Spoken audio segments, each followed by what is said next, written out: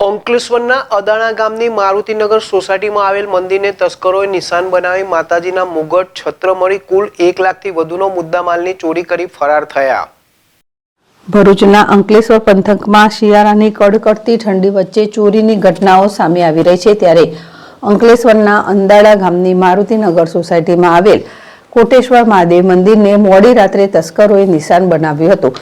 તસ્કરો મંદિરમાં પ્રવેશ કરી માતાજીના મુગટ અને છત્ર મળી કુલ 1 લાખથી વધુના મુદ્દામાલની ચોરી કરી ફરાર થઈ ગયા હતા।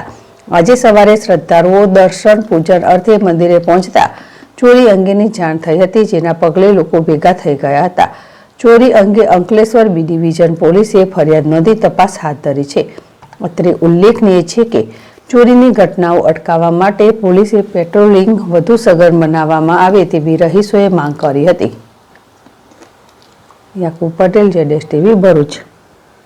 આજરોજ મારુતિનગરની અંદર રાત્રે લગભગ 1 વાગ્યા પછી આ ઘટના બની છે, ચોરી થઈ ગઈ છે।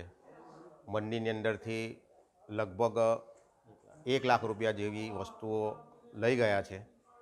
આ વસ્તુ માટે અમે પોલીસ સ્ટેશનમાં પણ ફરિયાદ કરેલી છે। પોલીસ સ્ટેશન તરફથી પોલીસ અહીંયા આગળ આવીને કર્મચારીઓ આવીને એનું ઇન્વેસ્ટિગેશન કરી ગયા છે, પણ અમારી વધુ એક એવી માગણી છે કે થોડું પેટ્રોલિંગ થોડું વધારી દેવામાં આવે તો આ બાબતે થોડું આગળની કાર્યવાહી થઈ શકે। મંદિરની અંદરથી માતાજીનો એક મુગટ ગયો છે અને ઉપર માતાજીની ઉપર જે છત્ર મૂકેલું છે તે ગયું છે। આ બધું મળીને કુલ લગભગ 1 લાખ જેવી રકમ થાય છે।